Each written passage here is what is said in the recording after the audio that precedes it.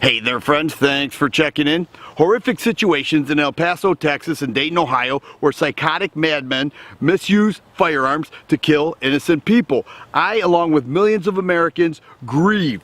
It is painful to watch the images and read the stories of what happens to these people and how this whole thing transpired and what went down and how many people are injured and how many people are killed. It's very painful to watch, and that never goes away. All right, and millions of Americans are left wondering how do we end this type of violence. The politicians waste no time, especially the anti-gun politicians waste no time, seemingly dancing in the blood of the victims to cry for gun control, saying that we need to end gun violence. If you could think of a way to end gun violence, please let me know, because they seem to have all the answers.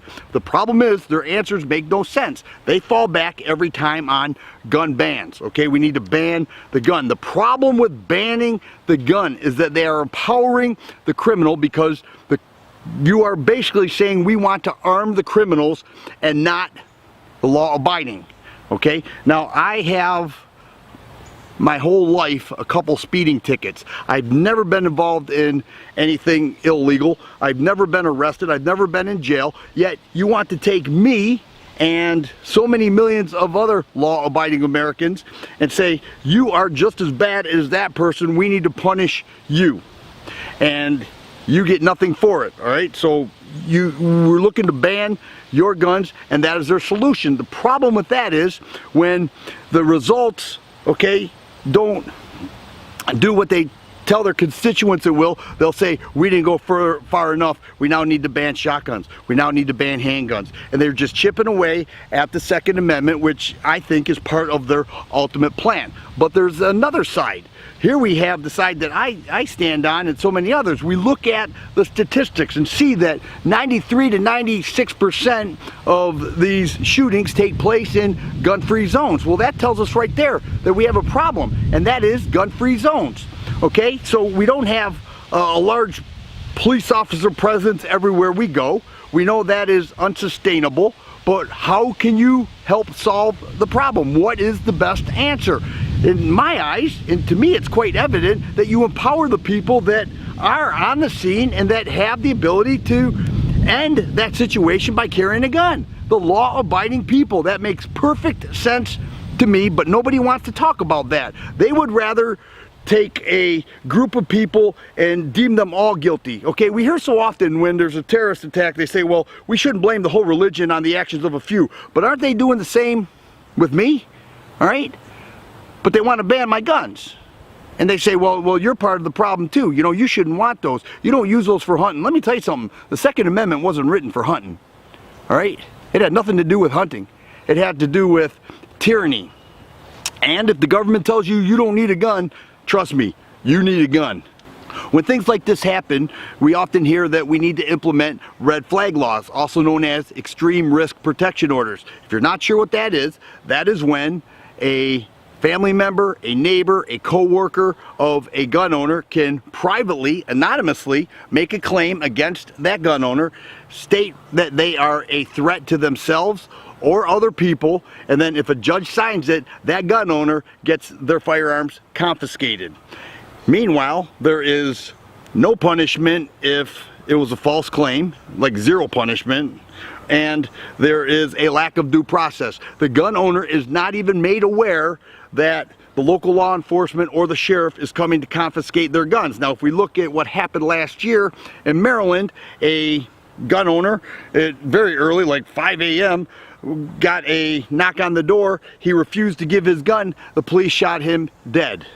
And his niece later came back and said he wouldn't hurt anybody. This whole thing was false. He wouldn't misuse his gun.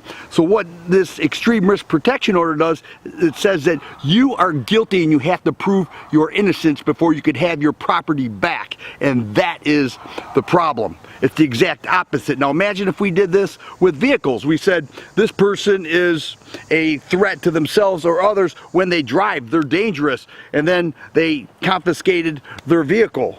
Okay, before a crime was even committed, by the way, people would rise up and say, well, you can't deny that person their right of transportation, but aren't they doing that when they confiscate somebody's guns? They're saying that you no longer have a right to your protected Second Amendment of self-defense because we're taking your guns, because we have to figure out if you are safe enough to own them when a crime was never committed. Therein lies the problem. It's a horrible thing, and I'm going to do everything I can to fight against red flag laws or extreme risk protection orders. Now, we're seeing this on the right and the left, and they're grouping all of us together and saying, you know, you are the problem. You're the problem. You own one of those assault rifles. Oh, you're the problem. Yep. No, I'm not the problem. These demented people. You want to solve the problem? To have people parent again. You want to solve the problem? Start bringing back morality in society instead of telling everybody else, you know, group people into these hate groups constantly. You know, you want to solve the problem? Go after some of the real issues in society. We got a bunch of snowflake idiots running this place, and they think they know. They don't know anything. It's actually a joke. So here we are once again trying to speak out against people who want to strip us of our protected Second Amendment rights. They want to group us together, put us, you know, label us as white supremacists or some type of terrorist group. Meanwhile, we did nothing wrong. We are the only ones who have the ability to stop a problem on the scene, if people are there on the scene, so long as they eliminate gun-free zones. The one thing that they refuse to do. And I'll tell you right now, if they do these bans and they get away with it, and it doesn't produce the results that they promise their constituents, they'll go for rifles, then they'll go for hunting rifles, and they'll go for shotguns, and they'll go for handguns, and they'll chip away at the Second Amendment, and eventually, when we all become sitting ducks for madmen, killers, and idiots who want to do us harm, those are the politicians to blame. And I had it, I'm sick of it, and I'm going to do everything I can to fight against it. I appreciate you watching, and you guys be safe.